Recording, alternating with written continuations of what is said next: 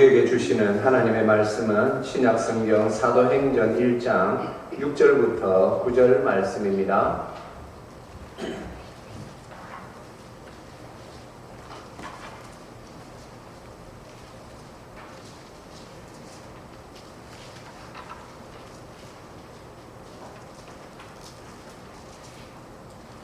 네, 저와 우리 성도님들 한 절씩 받들어 읽겠습니다. 그들이 모였을 때에 예수께 여쭈어 이르되 주께서 이스라엘 나라를 회복하심이 이때니까 하니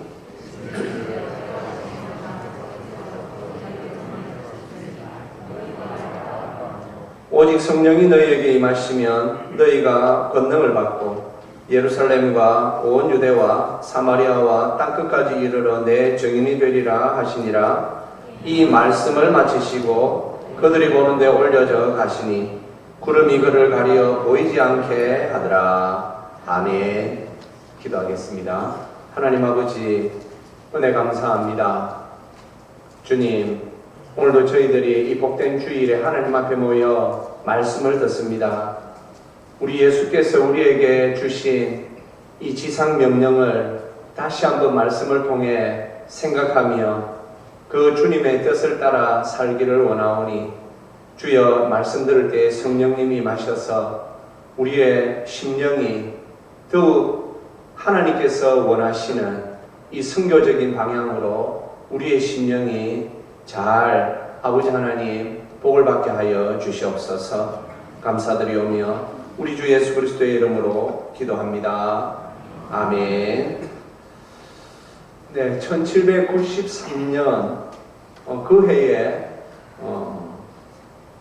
선교의 아버지라고 할 수 있는 그 윌리엄 캐리가 영국에서 인도로 선교를 갔습니다. 인도 땅에 첫 발을 내디딘 그 기점이 지금으로부터 229년 전 일입니다. 우리나라에는 1885년 4월 5일에 미국인 언더우드와 아펜젤러가 제물포항에 내린 것이 계기가 되어 구미 각국의 조선 선교가 본격적으로 시작되었습니다. 지금으로부터 137년 전 일입니다. 137년이 지난 지금 그때 복음을 처음 접했던 우리나라는 현재 미국에 이어 규모만으로는 세계에서 두 번째로 많은 해외 선교사를 파송하고 있습니다. 어떻게 이런 일이 있을 수 있을까? 그래서 세계에 있는 많은 교회들이 한국 교회에 관심을 가졌었지요. 야, 어떻게 한국 교회는 저렇게 복음을 받은 지 얼마 되지 않는데도 저렇게 하나님 앞에서 큰 일들을 이룰 수 있을까? 그 이유는 첫 번째는 맨 처음 우리나라에 복음을 전해주신 선교사님들의 헌신이 있었겠지요. 그런데 우리 한국교회의 역사를 이렇게 보면 지금도 마찬가지입니다. 지금도 우리 교단에도 보면 KPM이라 해가지고 세계 선교하는 곳이 담당하는 곳이 있습니다. 엄청나게 많은 숫자의 선교사님들을 우리 고신교단도 파송하고 있지요. 지금도 많은 선교사님들이 이런 이야기들을 합니다. 참 선교제에 가면 참 이 부끄러운 경우들이 많이 있다. 왜냐하면 신실한 선교사님들이 그래도 보면 대부분인데 간혹 보면 물을 흐리는 선교사님들이 계세요. 우리 한국 초대교회 교회 역사를 읽어봐도 그렇습니다.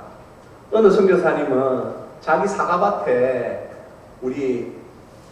우리나라 아이 한 명이 몰래 들어와서 사과를 이렇게 훔쳐 먹었다고 해서 얼굴에다가 말이죠, 수건으로 도적이라고 그렇게 새긴 선교사님도 있었습니다. 그리고 선교사님이 신방을 다니실 때에 그 교회 성도의 그 지게에 올라타고 그렇게 신방을 다닌 분도 있었습니다. 사진으로 다 남아 있습니다. 그러나 그런 분들은 몇 되지 않았습니다. 대부분의 선교사님들은 헌신적이었고 자녀들을 풍토병으로 잃음에도 불구하고 끝까지 선교에 몰입하였습니다. 그래서 그 자녀들까지도 아버지를 이어서 신실하게 우리 나라의 복음을 위하여서 헌신된 분들이 얼마나 많이 있습니까? 참 그 선교사님들의 헌신으로 인하여서 우리나라가 이렇게 좋은 교회의 틀을 닦을 수 있었습니다. 그리고 또 우리 초대교회, 우리 믿음의 선조들의 그 순수한 열심과 헌신이 있었지요. 예를 들어서 우리 한국교회는 새벽 기도를 하는 교회로 유명합니다. 세계에서 전무후무한 곳이죠. 물론 우리가 교회 역사를 통하여서 이렇게 쭉 보면 개인적으로 새벽에 기도한 분들은 많이 있었습니다. 루터 종교개혁가 우리 루터 선생님 같은 경우에도 새벽에 기도를 열심히 하셨던 분입니다. 개인적으로는 새벽에 기도하신 분들이 많았지만 교회적으로 새벽에 모여 기도한 예는 거의 없습니다. 그렇다면 한국교회는 왜 그럴 수 있었을까요? 우리 조상들은 굉장히 이 순수함으로 이 말씀을 접했습니다. 지금도 우리 한국교회의 큰 장점 중에 하나는 말씀을 순수하게 잘 받아들인다라는 것입니다. 예를 들어서 마가복음 1장 35절에 보면 우리 주님께서 기도하시는 모습이 나옵니다. 새벽 아직도 밝기 전에 예수께서 일어나 나가 한적한 곳으로 가사 거기서 기도하시더니, 우리 조상들이 이 말씀을 읽고는 야, 예수님께서 새벽에 기도하셨다. 그래서 성도들이 새벽에 한두 사람씩 모이기 시작했고, 이제 그것이 굉장히 이 덕스러움이 되어서 우리 대부분의 한국 교회가 다 새벽에 이 기도를 공식적으로 모이는 그런 교회가 된 것이지요. 성도님들, 새벽에 기도하는 것이 쉽습니까? 쉽지 않습니다. 새벽에 기도하기 위해서는 많은 것들을 포기해야 합니다. 예, 일반적으로 말이죠. 밤늦게 막 자기가 하고 싶은 거 다 하고 새벽 기도하는 것은 쉽지 않습니다. 그래서 항상 정해진 시간을 사용해야 하고, 이 새벽에 하나님께 말이죠. 이 새벽 기도 시간을 하나님 앞에 드리기 위해서는 자기가 어떤 때는 인간관계도 조금 내려놓아야 할 때도 있습니다. 서울에 우리 많은 성도들이 또 교회가 있기 때문에 성도들이 있지요. 서울에서의 삶이 굉장히 참 힘들고 어렵지 않습니까? 그런데 서울에 그 많은 교회 성도들이 새벽 기도를 합니다. 어떤 분들은 새벽에 자기가 다니는 교회를 가기 위해서는 차로 1시간씩 가야 됨에도 불구하고 아예 출근 복장을 하고 교회를 가서 새벽 기도하고 출근하는 성도들이 굉장히 많습니다. 그래서 그럴까요? 서울에 보면 많은 성도들이 모이는 교회들이 많죠. 성도님들, 그것이 단순히 인구가 많아서 그런 것이 아니라 그들에게 또 그런 특별한 열심이 있었기 때문에 참 그런 일들이 일어날 수 있었던 것이지요. 선교 또한 마찬가지입니다. 우리 교회는 오늘 본문 말씀과 함께 우리 주님께서 성천하시기 전에 주셨던 그 예수님의 명령, 우리가 지상명령이라 그러지요. 반드시 따라야 하는 명령을 지상명령이라고 합니다. 오늘 본문과 함께 우리 주님께서 여러 곳에서 우리 주님께서 이 지상명령을 주셨고 그것이 성경에 기록되어 있습니다. 마가복음 16장에 보면 또 이렇게 기록되어 있습니다. 우리 같이 한번 15절 16절 읽어보겠습니다.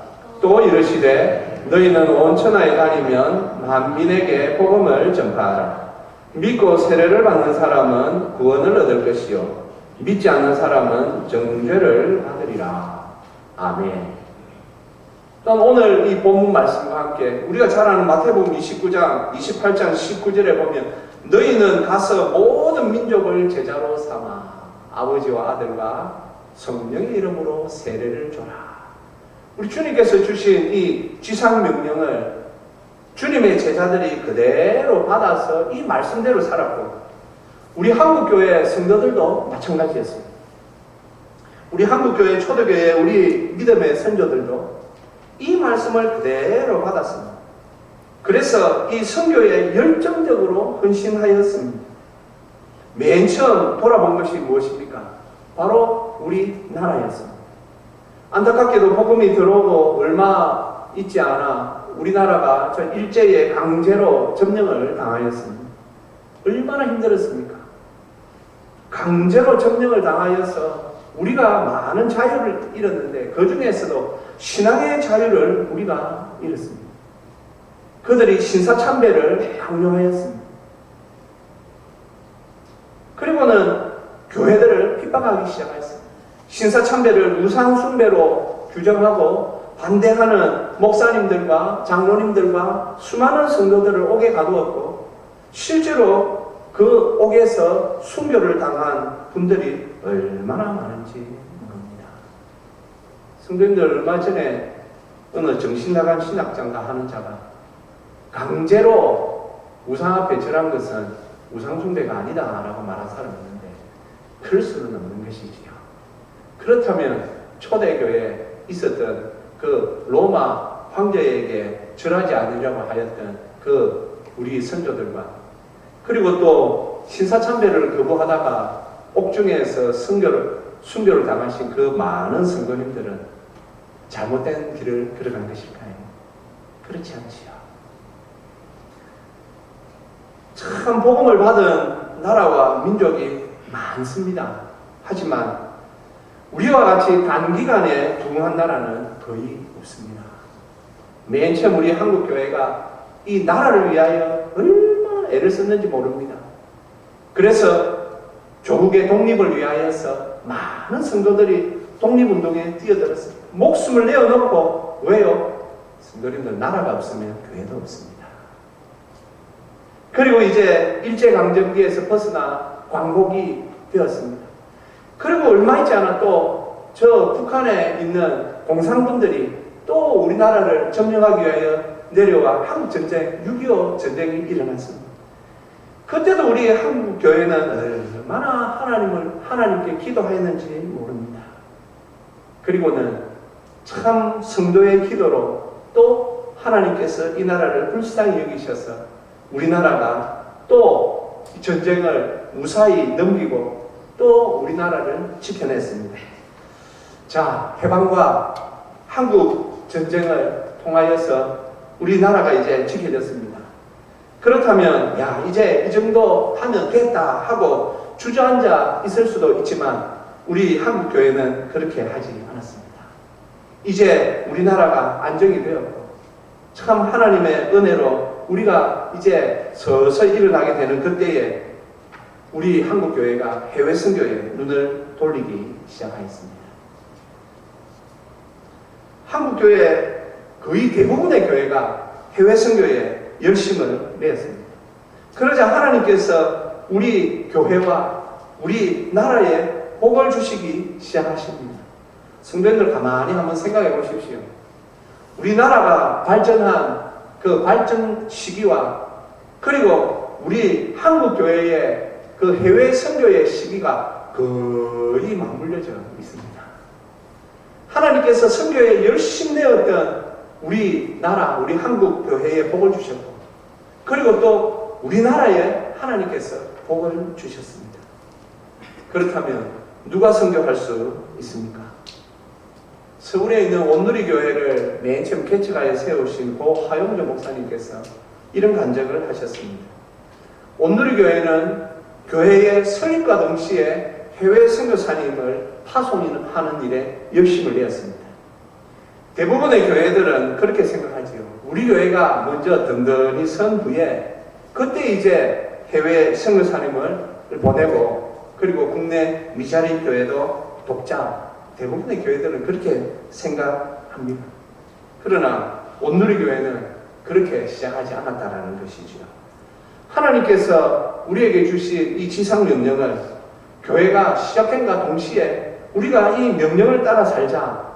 그렇게 하여서 지금도 온누리교회는 선교 열심이고 선교 잘하는 교회로 유명한 교회가 되었습니다. 그러므로 말미암아 하나님께서 그 교회를 얼마나 든든하게 세워주셨습니까? 하나님께서 선교의 도구로 사용하시기 위하여 온누리 교회를 얼마나 든든하게 세웠는지 모릅니다. 지금 한국 교회가 참 걸출한 목사님들을 많이 배출했지요. 저도 그러한 것들을 유심히 봅니다. 사실 우리 한국 교회에서 서울에 있는 합동측의 사랑의 교회 하면 그래도 참 든든하게 잘 세워진 교회를 보는데 그 옥하는 목사님, 후임으로 온 목사님이 여러 가지 문제로 지금도 그 교회가 어렵습니다. 그러나 성도님들, 온누리 교회는요, 고 하영조 목사님이 소천하신 후에 후임 목사님이 왔는데 지금까지도 얼마나 든든하게 소문 하나 없이 얼마나 든든하게 잘 하는 것, 제가 그런 것들을 좀 보거든요. 동력이 무엇일까? 선교에 최우선적으로 열심을 내는 교회죠. 선교에 최선을 다합니다. 왜 그렇습니까? 예수님이 주신 이 지상 명령을 겸허히 받아 순종하는 교회가 되었기 때문입니다. 저는 오늘 이 말씀을 준비하면서 우리 교회도 지금 하나님께서 주신 참 그 은혜대로 사실 우리 교회도 우리 성도님들 다 아시다시피 참 아직까지도 빚이 조금 있지 않습니까? 몇 년 전만 해도 조금은 사실은 우리에게 참 벅찬 빚이었는데 그래도 우리 교회가 선교하는 일에 열심히 했습니다. 우리 교회가 올해 14분의 선교사님을 후원하는 교회입니다. 저는 이것이 매우 자랑스럽습니다. 우리 교회의 규모에 비해서 굉장히 참 열심히 내고 있는데 하나님께서 더 우리를 사용하셔서 우리가 더 많은 선교사님들을 후원하고 우리가 이 선교에 더욱 열심히 내는 교회가 되어야 되겠다 항상 생각하고 있습니다. 사랑하는 성도님들, 개인적으로 선교 헌금을 작정하고 이제 열심히 선교하시는 우리 성도님들 제가 항상 감사합니다. 우리 조금 더 열심을 내십시다. 조금 더 열심을 내셔서 내가 하나님 앞에서 감당해야 할 이 선교가 무엇인지를 늘 생각하면서 하나님 앞에 더욱 선교에 열심히 내는 저와 우리 모두가 되시기를 주님의 이름으로 축복합니다. 그렇다면 이 선교는 어떻게 할 수 있습니까? 성도님도 오늘 주님께서 8절 말씀에서 오직 성령이 너희에게 임하시면 너희가 권능을 받고 라고 말씀하십니다. 우리 한글 성경에는 보면 오직이라는 헬라말 알라가 이 성령이 앞에 있기 때문에 우리가 이 오직이라는 말이 성령님께 이렇게 관계되어 있는 것 같지만 헬라어 원문은 그렇지 않습니다. 오직 권능을 받고 그렇게 되어 있습니다. 그래서 우리가 먼저 해야 하는 것은 권능을 받는 것입니다. 권능을 받아야 우리가 증인이 될 수가 있습니다. 선교는 결국 누가 할 수 있습니까? 증인된 사람. 무슨 증인입니까? 예수님의 증인된 사람. 예수님이 나의 죄를 위하여 십자가에서 죽으셨고 나의 모든 죄를 다 용서해 주셨고 장사 지낸 지 3일째 되는 날에 무덤에서 다시 살아나셨다 라는 이 사실을 믿고 다른 사람들에게 말하는 그 증인만이 선교를 할 수가 있습니다. 안타까운 것은 지금 우리 한국 교회가 우리 사회와 더불어 굉장히 이 살기 좋은 조금 여유 있는 교회들이 많이 있습니다. 물론 어려운 교회도 많이 있죠. 그런데 우리가 이 증인의 삶을 살아야 더 우리가 이 선교에 집중하고 성도님들 선교에 집중할 때에 우리가 누리는 은혜가 무엇입니까? 주님께서 다시 오십니다. 주님께서 그 다시 오실 날을 우리가 손꼽아 기다리며 주님께서 언제 오실지 모르는 그 날을 우리가 손꼽아 기다리며 우리가 선교에 열심히 되어야 합니다. 오늘 우리 주님께서 이렇게 말씀하십니다. 너희가 오직 성령이 너희에게 임하시면 너희가 권능을 받고 예루살렘과 온 유대와 사마리아와 땅끝까지 이르러 내 증인이 되리라. 점점 예루살렘, 이스라엘 사람들이 있었던 예루살렘과 온 유대와 그리고 사마리아와 땅끝까지 이르러 복음이 계속해서 이렇게 확장되는 것이지요. 그래서 우리가 보면 초대교회 때부터 복음이 계속해서 이 주님의 말씀을 따라 예루살렘에서 온 유대로 사마리아로 땅까지 계속해서 복음이 전파되었습니다. 이 일을 누가 할 수 있습니까? 증인된 사람만이 할 수가 있습니다. 성도님들, 증인이 되기 위하여서는 그러면 누가 증인이 될 수 있는가? C.S. 루이스라고 유명한 기독교 변증가이며 이 작가인 C.S. 루이스라는 분이 있습니다. 이분이 참 이런 귀한 말을 하였습니다. 우리의 시선이 주님을 향하고 있을 동안만 우리는 그리스도인으로 주님의 증인으로 살아갈 수 있다. 이런 말을 하였습니다. 우리의 시선이 주님께 고정되어 있을 그때에만 우리가 그리스도인으로 살 수 있고 주님의 증인으로 살 수 있다라는 말입니다. 참 저는 이 말을 많이 좀 되새기고 곱씹어 봅니다. 성도님들, 지금 우리의 시선이 어디에 있습니까? 우리의 시선이 주님께 있습니까? 우리의 시선이 세상을 향하고 있습니까? 교회, 하나님이 자기 피로 사신 이 교회가 시선이 어디를 향하고 있느냐에 따라서 교회가 이제 교회의 모습이 달라질 수가 있습니다. 교회의 모습이 증인으로서 주님께 시선이 고정되어 있는 교회는 그리스도의 증인으로서, 주님의 증인으로서 이 선교를 감당할 수 있는 것입니다. 그런데 많은 교회들 중에 자꾸 핑계를 댑니다. 그 정도 했으면 됐다. 성도님들, 선교는 그 정도 하면 된다, 그런 것이 없습니다. 우리에게 하나님께서 은혜를 주셔서 우리가 감당할 수 있으면 더 할 수 있어야 하는 것이 바로 선교입니다. 그래서 우리가 참 하나님께서 주시는 이 선교적 사명, 우리 주님의 이 지상 명령에 우리가 입을 크게 열어야 할 것입니다. 저도 지나온 여러 교회들 가운데 참 희한한, 이런 표현은 죄송합니다. 참 희한하다, 이 교회는. 그런 교회가 있었습니다. 그 교회는 참 선교에 죽도록 열심히 되는 교회였습니다.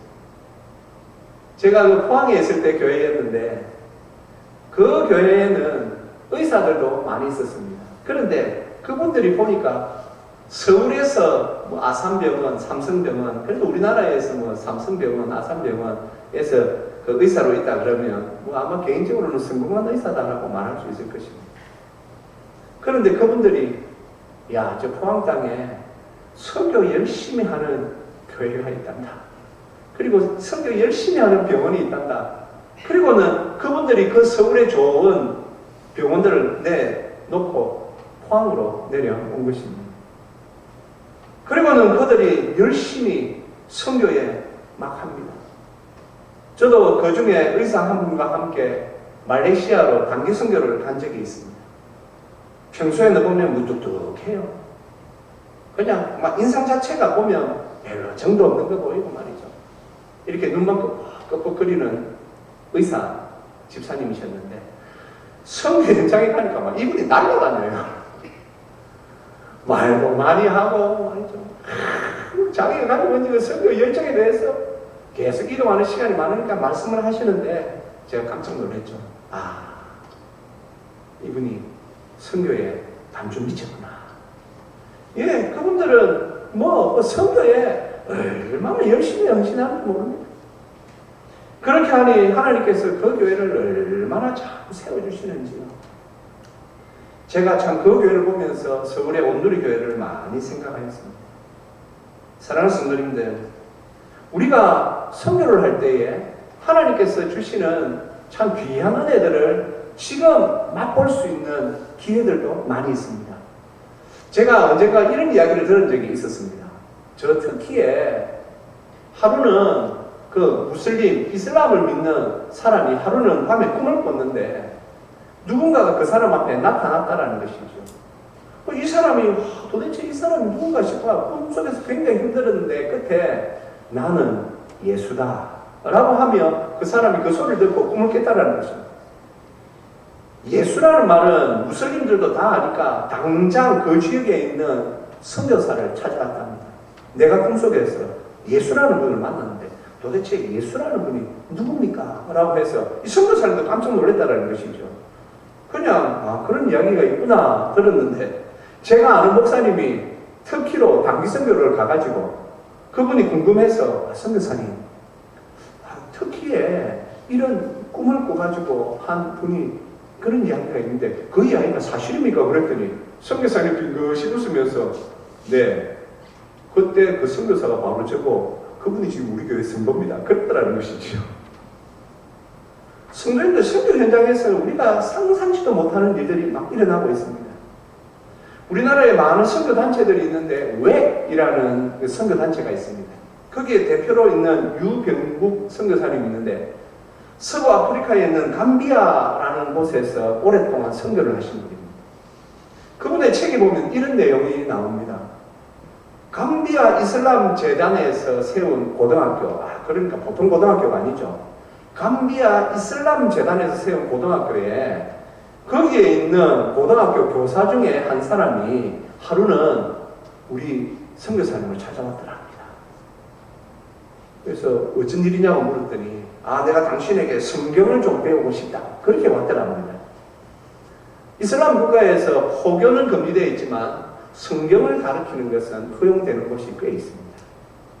그러자 이 선교사님이 등에서 땀이 쫙 나더랍니다. 왜냐하면 그분이 대단한 이슬람 지도자 중에 한 명이라는 소문을 이미 들었기 때문입니다. 그리고 이슬람 교도들은 우리 기독교인들과 만나면 아주 곤란한 질문들 그런 것들을 미리 다 준비되어 있어서 선교사님 머릿속에서 온갖 생각이 다 들더랍니다. 이 사람이 왜 나를 찾아왔을까? 왜냐하면 그 사람은 이미 엄청난 경지에 이른 이슬람 지도자였기 때문입니다. 그런데 이 사람이 선교사님을 찾아와서 성경을 배우고 싶다 하니 내칠 수는 없고 그래서 선교사님이 꾀를 하나 냈습니다. 좋습니다. 제가 당신에게 성경을 가르쳐 주는데 조건이 하나 있다. 질문은 받지 않는다. 그러자 이분이 아니 내가 궁금한 게 있으면 질문할 수 있는 거 아니냐.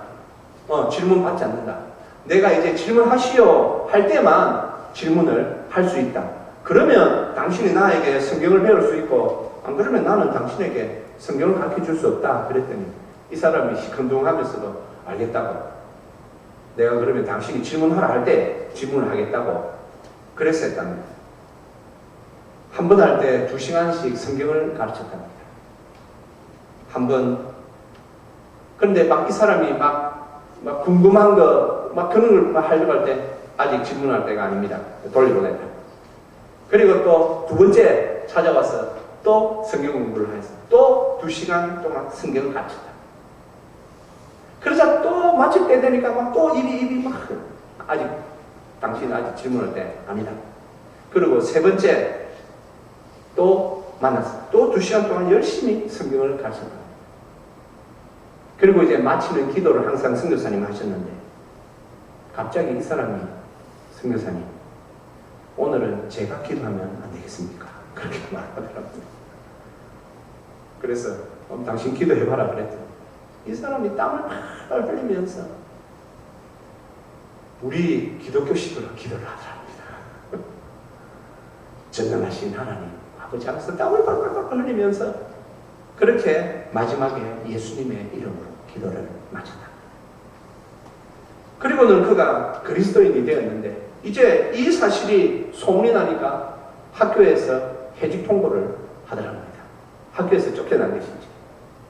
이분이 막 다니면서 무슬림인들은 뭐 같은 민족에게는 전도할 수 있으니까 계속 전도하고 다니다가 더 열심히 차서 신학을 공부하고 지금도 감비아의 목사님으로 지금 이분이 남아 있습니다. 야, 어떻게 그런 일이 있을 수 있을까? 성도님들은 선교 현장에서는 아직도 이런 일들이 많이 일어나고 있습니다. 우리가 하나님 앞에 우리 교회가 비록 우리가 그 지역까지 가서 선교를 하지는 못하지만 하나님께서 우리에게 주신 그 은혜들을 따라 선교사님들을 후원함으로 말미암아 하나님께서는 우리를 선교사로 함께 우리를 받아 주십니다. 우리 교회가 선교에 동참할 때에 하나님께서 우리의 그 헌신을 하나님께서 또 받으십니다. 우리가 그래서 참 이 선교에 더욱 크게 입을 열어서 하나님께서 가득 채워주시는 은혜를 또한 우리가 이 선교를 통하여 보는 것 얼마나 감사하고 좋은 일입니까? 우리가 참 이 마지막 때에 누가 봐도 마지막 때라고 하는 이 때에 우리가 참 더욱 선교에 눈을 뜨고 더욱 주님께 우리가 시선을 향함으로 말미암아 주님이 주신 이 지상 명령 땅끝까지 이르러 내 증인이 되리라 하신 이 말씀을 따라 살아가는 저와 우리 모두가 되시기를 주님의 이름으로 축복합니다. 기도하겠습니다. 하나님 아버지 은혜 감사합니다. 주님 우리에게 은혜 주셔서 선교의 사명을 잘 감당할 수 있도록 은혜 주심을 감사합니다.